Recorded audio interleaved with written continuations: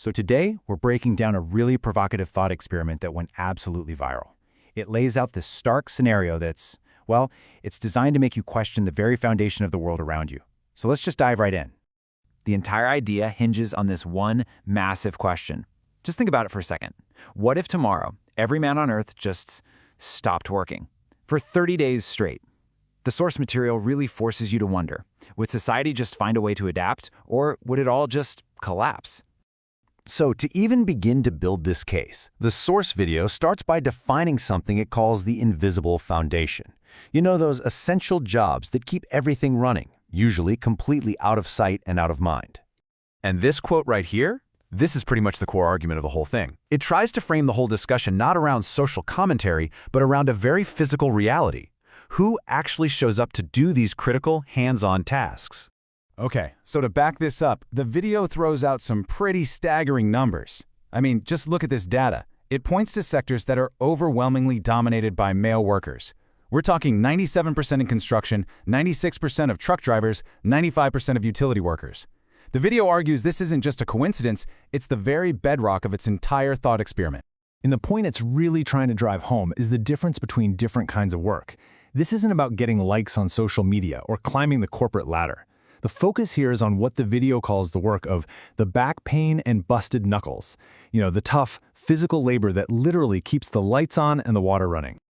All right, so with that whole premise laid out, the video then walks us through a hypothetical timeline of a collapse. It's a day-by-day imagining of what this 30-day shutdown would actually look like. Let's see how this thing is supposed to unfold.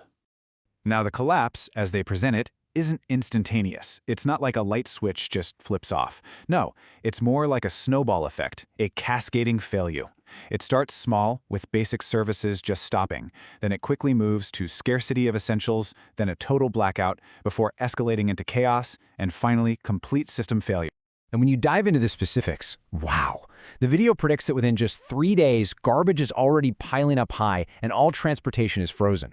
By day 7, grocery store shelves are totally bare. Fast forward to day 10, and the power grid and communication networks start to fail. And it just keeps getting worse until day 20, where the video paints this grim picture of looting and fires, which all leads to a state of total system failure by day 30, where cities have become, in its own words, tombs.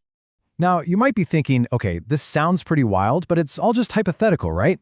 Well, to make this fictional scenario feel a little more real, the video starts pulling from actual historical events, arguing that these are like little previews of its bigger thought experiment. The first example it brings up is a sanitation workers' strike in New York City, way back in 1968. I mean, it seems like a simple service, but when it stopped, the impact was huge, and it was immediate.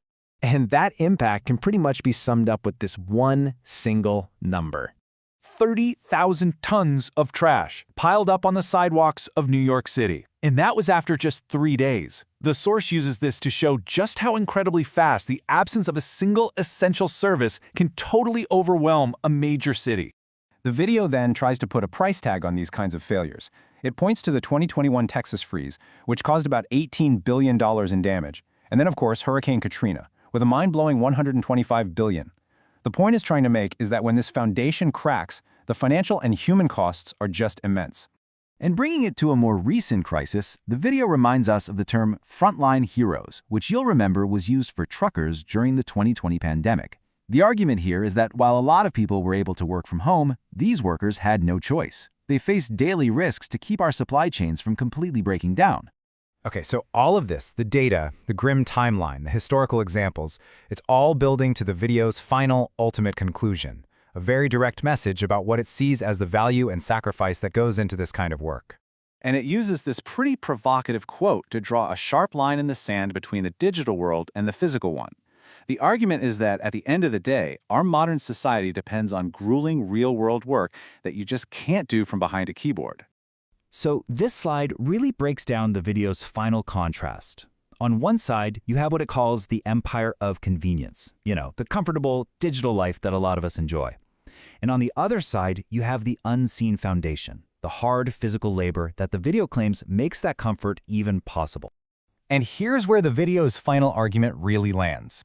It asserts that the men doing these essential jobs aren't just workers, they are, and I quote, civilization's insurance policy, the literal buffer standing between order and total chaos. And it leaves us all with this final, really powerful statement. It's a memorable, and yeah, a challenging line that serves as the entire thought experiment's closing argument. It kind of leaves you to ponder the connection between respect, labor, and the stability of the world we all live in.